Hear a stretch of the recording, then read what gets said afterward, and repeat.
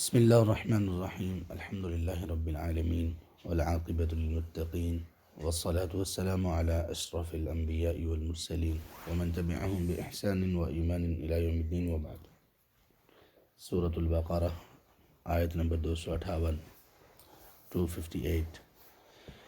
أعوذ بالله من الشيطان الرجيم. ألم تر إلى الذي حاج إبراهيم في ربه. کیا آپ نے نہیں دیکھا اس شخص کو جس نے جھگڑا کیا یا مناظرہ کیا ابراہیم علیہ السلام سے ان کے رب کے متعلق. ان آتاہ اللہ الملک، یہ کہ اس شخص کو اللہ نے بادشاہت عطا کی تھی، یعنی جس نے جھگڑا کیا. اذ قال ابراہیم، جب کہا ابراہیم علیہ السلام نے، ربی الذی یحیی و یمیت، میرا رب وہ ذات ہے جو زندہ کرتا ہے اور موت دیتا ہے. قال انا احیی و امیت، تو اس نے کہا دوسرے شخص نے کہ میں بھی زندہ کرتا ہوں اور موت دیتا ہوں. قال ابراہیم علیہ السلام نے فرمایا، فإن اللہ یأتی بالشمس من المشرق، سو بلا شبہ وہ اللہ لاتے ہیں سورج کو مشرق سے. فأت بها من المغرب، سو تم سورج کو لے آؤ یا اسے لے آؤ مغرب سے. فبہت الذی کفر، تو ششدر رہ گیا وہ جس نے کفر کیا. بہت کا معنی حیران، پریشان، ششدر رہ جانا، ایسے حیرانگی کہ بندے کو کوئی بات ہی نہ بن پڑے، اس کو کہتے ہیں بہتا. اتنا حیران رہ جانا، ششدر ہو جانا کہ بندے سے کوئی بات نہ بن پڑے، اس کی ساری دلیلیں گم ہو جائیں، منہ کھلے کا کھلا رہ جائے. واللہ لا یہدی القوم الظالمین، اور اللہ تعالی ظالم قوم کو ہدایت نہیں دیتے. یہ جو جس سے ابراہیم علیہ السلام کا مناظرہ ہوا، یہ نمرود تھا، بابل کا بادشاہ، بابل کا رہنے والا تھا. امام ابن کثیر رحمہ اللہ نے البدایہ والنہایہ میں لکھا ہے کہ اس کی عمر خاصی تھی، 200 سال یا اس سے بھی کچھ زیادہ، اور اس کی بادشاہت بہت بڑی تھی. امام مجاہد رحمۃ اللہ علیہ کا ایک قول انہوں نے ذکر کیا کہ دنیا میں 4 لوگ ایسے ہیں جنہوں نے پوری زمین پر حکومت کی، مشرق و مغرب پر حکومت کی. ان میں سے 2 بادشاہ، 2 لوگ مسلمان تھے اور 2 کافر تھے جنہوں نے پوری زمین پر حکومت کی. جو مسلمان تھے ان میں سے ایک ہیں سلیمان ابن داود علیہ السلام، اور دوسرے ہیں ذوالقرنین، انہوں نے پوری زمین پر بادشاہت کی. اور جن لوگوں نے پوری زمین پر بادشاہت کی اور وہ مسلمان نہیں تھے، تو ان میں سے ایک یہ ہے نمرود اور دوسرا ہے بخت نصر. تو ان 2 کا ذکر ملتا ہے کہ ان کی بادشاہت بہت وسیع اور اس پوری دنیا پر محیط تھی، اس وقت کی پوری دنیا پر. تو یہ وہ شخص تھا، کوئی بھی اس سے بات نہیں کرتا تھا، اور جس طرح سے جب مال و دولت ملتا ہے تو کئی لوگ فرعون بن جاتے ہیں، تو یہ بھی فرعون تھا. حالانکہ فرعون سے پہلے کا یہ واقعہ ہے، خاصا پہلے کا، لیکن یہ اس میں بھی اسی طرح کی فرعونیت اور اسی طرح کا تکبر تھا، اور یہ بھی اپنے آپ کو رب سمجھتا تھا کیونکہ بادشاہت بہت بڑی تھی. تو اس کے زعم میں اور اس کے گمان میں، دھوکے میں آ کر یہ اپنے آپ کو بھی خدا سمجھ بیٹھا تھا. تو ابراہیم علیہ السلام نے ان سے بات چیت کی، اور اس نے بلکہ ابراہیم علیہ السلام کے ساتھ یہ مناظرہ کیا. اس کے خیال میں یہ ہوگا کہ میرے ساتھ کوئی بات کر ہی نہیں سکتا اور میرے سامنے کوئی بولنے کی جرات نہیں کرتا، تو یہ کیا شخص ہے. تو ابراہیم علیہ السلام سے جب بات چیت ہوئی تو یہ بات ہوئی. تو اللہ تعالی نے اپنے رسول سے کیا کہ آپ نے دیکھا، یعنی انہوں نے دیکھا نہیں تھا اور نہ ہی ان کے علم میں تھا یہ واقعہ، تو اللہ تعالی نے ان کے علم میں یہ واقعہ لے کر آئے. اور یہ جو کہا کہ علم ترا، اس طرح کے جو الفاظ استعمال کیے جاتے ہیں وہ اس لیے تاکہ توجہ بھی مبذول ہو، اور یہ بھی کہ دیکھو آپ نے تو دیکھا نہیں، لیکن ہم آپ کو یہ بات بتا رہے ہیں اور دکھا رہے ہیں. مناظرہ جو تھا یا آپس میں جو جھگڑا تھا، یہ کس چیز کے متعلق تھا؟ فی ربہ، رب کے متعلق، ابراہیم علیہ السلام کے رب کے متعلق، کیونکہ ابراہیم علیہ السلام توحید کی دعوت دیتے تھے، اور باقی یہ جو تمام لوگ تھے یہ مشرک تھے. ان لوگوں نے پتھر بنا رکھے تھے، ان کو پوجتے تھے، ستاروں کو پوجتے تھے، اور اسی طرح سے اس طرح کی ہی چیزیں تھیں جن کی یہ عبادت کیا کرتے تھے. تو اللہ نے یہ جو فرمایا ان آتاہ اللہ الملک، یہ کہ اللہ نے اس کو بادشاہت دی تھی، یعنی اللہ نے اس کو بادشاہت دی تھی، بہت وسیع و عریض بادشاہت تھی، مشرق و مغرب تک بادشاہت تھی. تو اس بادشاہت نے اس کا دماغ خراب کر دیا، اس کو متکبر بنا دیا، جبکہ یہ ساری چیزیں اللہ ہی کے اختیار میں اور اللہ ہی کے تصرف میں ہیں. کسی کو بادشاہت دے دے یا کسی سے بادشاہت چھین لے یا جس کو جتنا عطا کرے، یہ اللہ تعالیٰ کی مرضی ہے، لیکن اس نے اس کا استعمال غلط کیا. اذ قال ابراہیم ربی الذی یحیی و یمیت، ابراہیم علیہ السلام نے اللہ تعالیٰ کی ربوبیت کی اور اللہ تعالیٰ کی الوہیت پر دلالت کرنے والی پہلی بات یہ کی کہ میرا رب تو وہ ہے جو زندگی دیتا ہے اور موت دیتا ہے.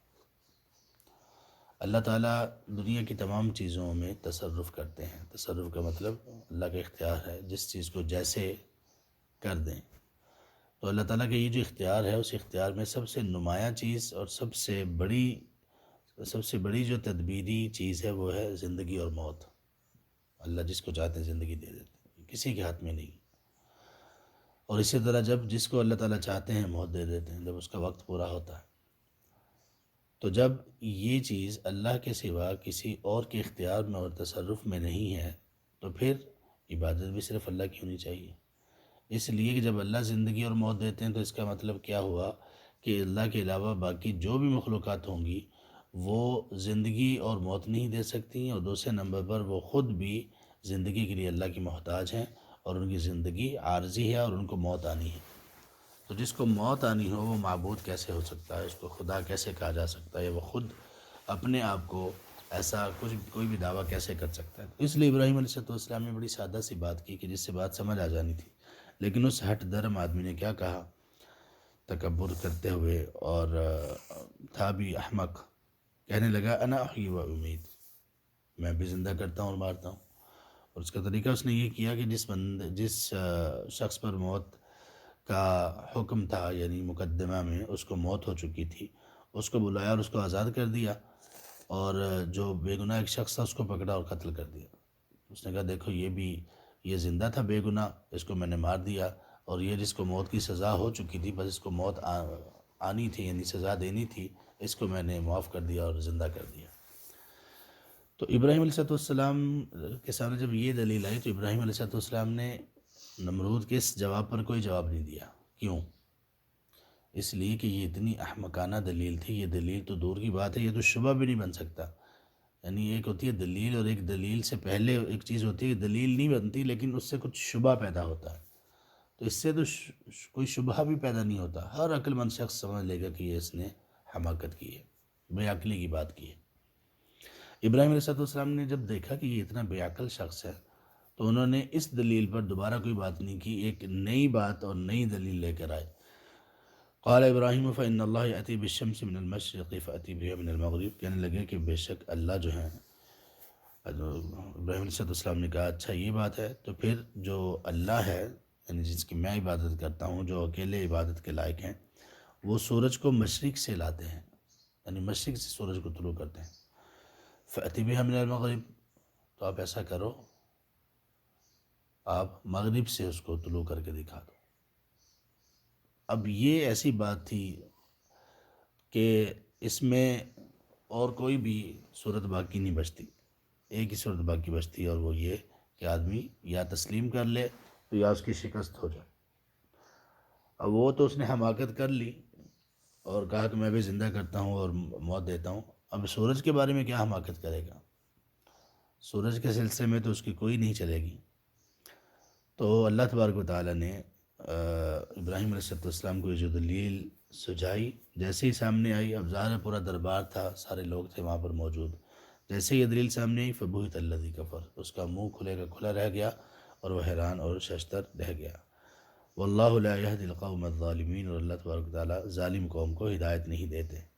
تو اس میں اللہ ابراہیم علیہ السلام نے جو دو دلیلیں بیان کی وہ اس لیے بیان کی کہ جتنے بھی لوگ شرک کرنے والے تھے شروع میں آج تک، وہ دو طرح کے لوگ تھے، یا تو وہ ستاروں کو شریک بناتے تھے یا پھر وہ بتوں کی پوجا کیا کرتے تھے، اور بت بھی اصل میں سب سے پہلے لوگوں نے ستاروں کے ہی بنائے تھے۔ سورج، چاند، ستارے، ان کی عبادت سب سے پہلے ہوتی تھی، اور پھر انہی کو ہی لوگوں نے بتوں کی شکل میں بنا لیا، اور پھر آہستہ آہستہ شرک دوسری چیزوں میں بھی جاتا گیا، ورنہ اصل میں یہ دو چیزیں ہی ہیں جن کی عبادت کی جاتی تھی۔ تو ابراہیم علیہ السلام نے یہ جو دو دلیلیں دی تھیں، ان دونوں دلیلوں میں ان دونوں قسم کے معبودوں کی نفی ہو جاتی ہے۔ یحیی و یمیت میں یہ پتہ چل جاتا ہے کہ اللہ کے سوا ہر وہ چیز جس کو جو مخلوق ہے، تو اللہ کے سوا ہر چیز کو موت آنی ہے، تو جس کو موت آنی ہے اس کی عبادت کیسے کی جا سکتی ہے؟ وہ کوئی شخصیت ہو یا کوئی بھی اور چیز ہو۔